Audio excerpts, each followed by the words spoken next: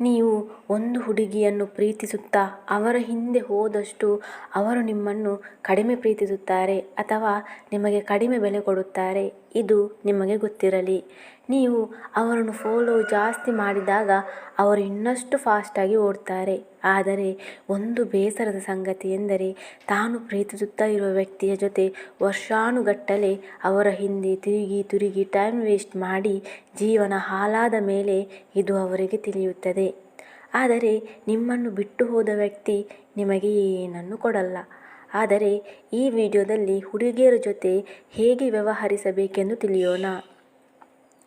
ಈಗ ನಿಮ್ಮ ಸಂಗಾತಿ ಬಿಟ್ಟು ಹೋದಾಗ ಅದರಿಂದ ಪಾಠ ಕಲಿತು ಮುಂದೆ ತನ್ನ ಜೀವನ ನಡೆಸುವ ಬದಲು ಕೆಲವರು ಏನು ಮಾಡುತ್ತಾರೆಂದರೆ ಯಾರ್ಯಾರ ಮಾತನ್ನು ಕೇಳಿ, ಅಂದರೆ ಕೆಲವರು ನೀನು ಅವಳನ್ನು ಬಿಡಬೇಡ, ಇನ್ನೂ ಪ್ರಯತ್ನಿಸು, ಅವಳು ಸಿಗುವಳು ಅಂತ ಹೇಳಬಹುದು.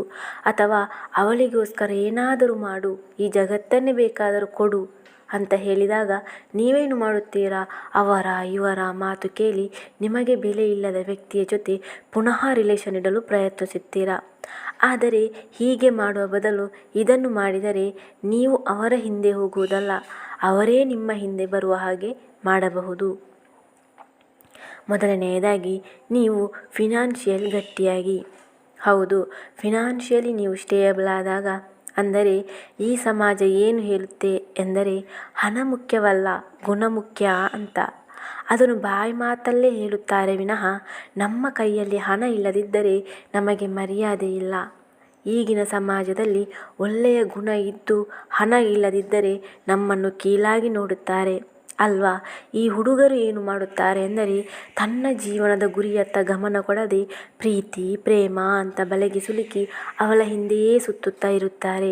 ತನ್ನ ಜೇಬಲ್ಲಿ ಹಣ ಇದೆಯಾ ಅಥವಾ ಇಲ್ಲವಾ ಅಂತನೂ ನೋಡದೆ ತನ್ನ ಸಂಗಾತಿಗೋಸ್ಕರ ಅವರು ಕೇಳಿದ್ದನ್ನೆಲ್ಲ ಕೊಟ್ಟು ಎಲ್ಲ ತನ್ನ ನೀಡ್ಸನ್ನು ಬಿಟ್ಟು ಅವರಿಗೋಸ್ಕರ ಟೈಮ್ ವೇಸ್ಟ್ ಮಾಡ್ತಾ ಇರುವ ಸಂದರ್ಭದಲ್ಲಿ ಅವರು ನಿಮ್ಮನ್ನು ಬಿಟ್ಟು ಹೋಗುತ್ತಾರೆ. ಆಗ ಪ್ರೀತಿಗಾಗಿ ಭಿಕ್ಷೆ ಬೇಡುತ್ತೀರಾ, ಬಾ ಅಂತ ಕರೀತೀರಾ, ಅವರ ಬರುವಿಕೆಗಾಗಿ ಕಾಯ್ತಾ ಇರುತ್ತೀರಾ. ಆದರೆ ಇದರ ಬದಲು ನೀವು ಫಿನಾನ್ಷಿಯಲಿ ಸ್ಟೇಬಲ್ ಆದಾಗ ಆಗ ಯೋಚನೆ ಮಾಡಿ, ಒಳ್ಳೆಯ ಜಾಬ್ ಅಥವಾ ಬಿಸ್ನೆಸ್ ಮಾಡಿ ಫಿನಾನ್ಷಿಯಲಿ ಹೇಗೆ ಗಟ್ಟಿಯಾಗುವುದೆಂದು ಯೋಚನೆ ಮಾಡಿ. ನಿಮ್ಮ ಕೈ ತುಂಬ ಹಣ ಮಾಡಿದಾಗ, ಲೈಫಲ್ಲಿ ಫುಲ್ ಬ್ಯುಸಿಯಾದಾಗ ನಿಮಗೆ ಅವರ ಯೋಚನೆ ಕೂಡ ಬರಲ್ಲ. ಅದಲ್ಲದೆ ನಿಮ್ಮ ಸಂಗಾತಿ ನಿಮ್ಮನ್ನು ಬಿಟ್ಟು ಹೋಗುವ ಸಂದರ್ಭ ಬಂದರೂ ನೀವು ಮಾತ್ರ ನಿಮ್ಮ ಟೈಮನ್ನು ಬ್ಯುಸಿಯಾಗಿಟ್ಟಾಗ ಭಿಕ್ಷೆ ಬೇಡುವ ಸಂದರ್ಭ ಕೂಡ ಬರಲ್ಲ. ಅದಲ್ಲದೆ ನೀವು ತುಂಬ ಹಣ ಮಾಡಿ ಜೀವನದಲ್ಲಿ ಸಕ್ಸಸ್ ಆಗಿ 4 ಜನರಿಗೆ ಹೆಲ್ಪ್ ಮಾಡಿ ಎಲ್ಲರನ್ನೂ ಖುಷಿಯಾಗಿಟ್ಟು ನಿಮ್ಮನ್ನು ನೀವು ಚೆನ್ನಾಗಿ ನೋಡಿಕೊಂಡಾಗ ನಿಮ್ಮನ್ನು ಬಿಟ್ಟು ಹೋದ ಸಂಗಾತಿ ಪಶ್ಚಾತ್ತಾಪ ಪಟ್ಟು ಯಾಕಪ್ಪ ಇವರು ನಾನು ದೂರ ಮಾಡಿದಂತ. ಅದಲ್ಲದೆ ನಿಮ್ಮ ಸಂತೋಷ ಸಕ್ಸಸ್ ಹೇಗಿರಬೇಕೆಂದರೆ ಅವರಿಗೆ ರಾತ್ರಿ ಹಗಲು ನಿಮ್ಮದೇ ನೆನಪಾಗಬೇಕು, ಅಥವಾ ನೀವು ಹೀಗೆ ಮಾಡಿದಾಗ ನೆನಪು ಹಾಗೆಯೇ ಆಗುತ್ತೆ.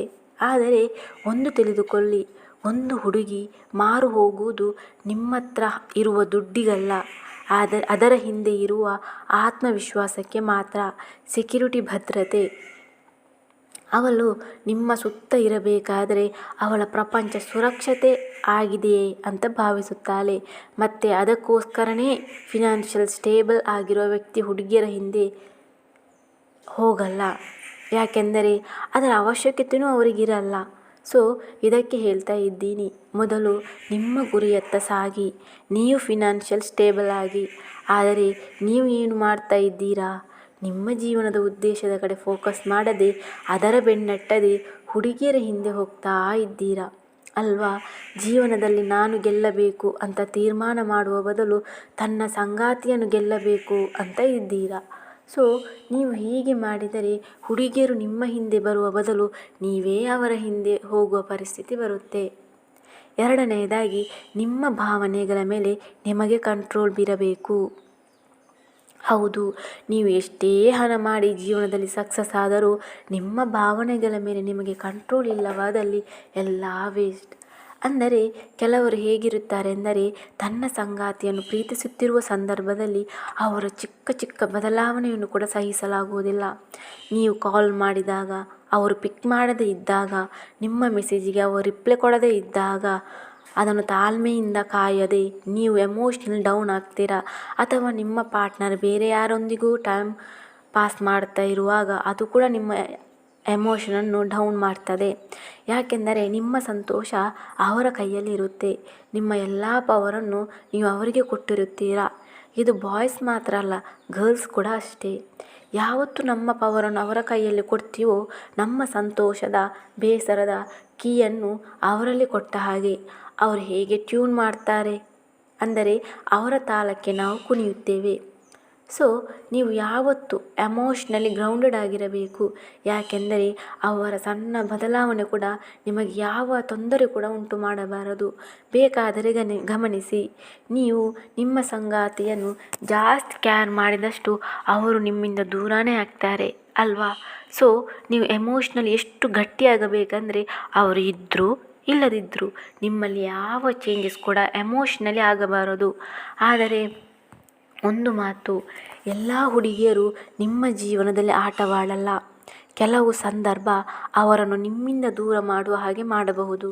ಹೀಗೆ ಆದಾಗ ಅವರ ಮೇಲೆ ದ್ವೇಷ ಕಟ್ಟುವ ಬದಲು ಇದಕ್ಕೆ ರೀಸನ್ ಏನೆಂದು ತಿಳಿದು ಒಳ್ಳೆಯ ರೀಸನ್ ಆದರೆ ಅವಳ ಡಿಸಿಷನ್ ರೆಸ್ಪೆಕ್ಟ್ ಕೊಟ್ಟು ಅವಳಿಂದ ದೂರ ಇದ್ದು ನಿಮ್ಮ ಜೀವನವನ್ನು ಬೆಟರ್ ಮಾಡಿ. ಯಾವುದೇ ಎಮೋಷ್ನಲ್ ಬಾಂಡಿಂಗನ್ನು ಇಟ್ಟುಕೊಳ್ಳಬೇಡಿ. ಮೂರನೆಯದಾಗಿ ಏನೆಂದರೆ, ಕೆಲವರು ತನ್ನ ಸಂಗಾತಿ ತನ್ನ ಜೊತೆಯೇ ಇರಬೇಕು ಅಂತ ಅವರನ್ನು ಎಲ್ಲಿ ಕಳೆದುಕೊಳ್ಳುತ್ತೇನೋ ಎಂಬ ಭಯದಲ್ಲಿರುತ್ತಾರೆ. ಈ ಭಯವೇ ಅವರ ಹಿಂದೆ ಹೋಗುವ ಹಾಗೆ ಮಾಡುವುದು. ಕೆಲವರು ಹೇಗಿರುತ್ತಾರೆ ಎಂದರೆ, ಅವರು ತನ್ನನ್ನು ಬೇಡ ಅಂತ ದೂರ ಮಾಡಿದರೂ, ಅವರು ತನಗೆ ಬೆಲೆ ಕೊಡದಿದ್ದರೂ ಆ ಅಗೌರವವನ್ನು ಸಹಿಸಿಕೊಂಡು ಅವರ ಹಿಂದೆ ಹೋಗಲು ಪ್ರಯತ್ನಿಸುತ್ತಾ ಇರುತ್ತಾರೆ. ಆದರೆ ಅವರಿಗೆ ಗೊತ್ತಿಲ್ಲ, ಹೀಗೆ ಮಾಡುವುದರಿಂದ ನನ್ನ ಬೆಲೆನೂ ಇನ್ನೂ ಕೂಡ ಕಡಿಮೆ ಆಗುತ್ತೆ, ನಾನು ಎಷ್ಟು ಚೀಪ್ ಅಂತ. ಆದರೆ ಕೆಲವರು ಹೇಗಿರುತ್ತಾರೆ ಎಂದರೆ, ತನ್ನ ಸಂಗಾತಿಯನ್ನು ಪ್ರೀತಿಸುತ್ತಾರೆ, ಆದರೆ ಅವರು ಇಲ್ಲ ಅಂದರೂ ತಲೆ ಕೆಡಿಸದೆ ತನ್ನ ಕೆಲಸದಲ್ಲೇ ನಿರತರಾಗಿರುತ್ತಾರೆ. ಇವರನ್ನು ಹುಡುಗಿಯರು ಬೇಗ ಅಟ್ರಾಕ್ಟ್ ಆಗ್ತಾರೆ. ಕೊನೆಯದಾಗಿ ಒಂದು ಮಾತು, ಕೆಲವರು ನಾನು ನಿನ್ನನ್ನು ತುಂಬ ಪ್ರೀತಿಸುತ್ತಾ ಇದ್ದೀನಿ, ಅದಕ್ಕೆ ನಾನು ಕಾಳಜಿ ತಗೋತೀನಿ ನಿನ್ನ. ನಾನು ಯಾಕೆ ಇಷ್ಟು ಅನುಮಾನ ಪಡುತ್ತೀನಿ ನಿನಗೆ ಗೊತ್ತಾ? ನಾನು ಎಷ್ಟು ಪ್ರೀತಿ ಮಾಡುತ್ತಾ ಇದ್ದೀನಿ, ನನಗೆ ನಿನ್ನನ್ನು ಯಾರ ಜೊತೆಯೂ ಕಂಪೇರ್ ಮಾಡಲು ಸಾಧ್ಯವಿಲ್ಲ. ನೀನು ಯಾರ ಜೊತೆ ಹೋದರೂ ಸಹಿಸಿಕೊಳ್ಳಲಾಗುವುದಿಲ್ಲ. ಯಾಕೆ ಗೊತ್ತಾ? ನಾನು ಹುಚ್ಚಿ ಥರ ಅಥವಾ ಹುಚ್ಚನ ಥರ ಪ್ರೀತಿ ಮಾಡುತ್ತಿದ್ದೇನೆ ಅಂತ ಹೇಳಿರುವುದನ್ನು ಕೇಳಿರಬಹುದು. ಆದರೆ ಇದು ಡೈಲಾಗ್ ಮಾತ್ರ, ಇದು ನಿಜವಾದ ಪ್ರೀತಿಯಲ್ಲ. ನೀನು ಎಲ್ಲೇ ಇದ್ದರೂ ಕೂಡ ನಿನ್ನ ಕ್ಷೇಮವನ್ನು ನಾನು ಬಯಸುತ್ತೀನಿ. ನೀನು ನನ್ನ ಜೊತೆಯಲ್ಲಿ ಇದ್ದರೂ ಇಲ್ಲದೇ ಇದ್ದರೂ, ನೀನು ಎಲ್ಲೇ ಇದ್ದರೂ ಚೆನ್ನಾಗಿ ಇರುವಂಥ ಮನಸಾರೆ ಬಯಸುತ್ತೀರಿ ಅಲ್ವಾ, ಅದೇ ನಿಜವಾದ ಪ್ರೀತಿ ಅಂತ ಹೇಳುತ್ತಾ, ಸ್ನೇಹಿತರೆ, ಈ ವಿಡಿಯೋ ನಿಮಗೆಲ್ಲ ಇಷ್ಟವಾಗಿದೆ ಎಂದು ಭಾವಿಸುತ್ತೇನೆ. ಇಷ್ಟವಾದರೆ ಒಂದು ಲೈಕ್ ಮಾಡಿ ಮತ್ತು ಇದೇ ರೀತಿಯ ವಿಡಿಯೋಸ್ಗಳಿಗಾಗಿ ಚಾನಲ್ ಸಬ್ಸ್ಕ್ರೈಬ್ ಮಾಡೋದನ್ನು ಖಂಡಿತವಾಗಿಯೂ ಮರೆಯಬೇಡಿ. ಕೇಳಿದ್ದಕ್ಕಾಗಿ ಧನ್ಯವಾದಗಳು.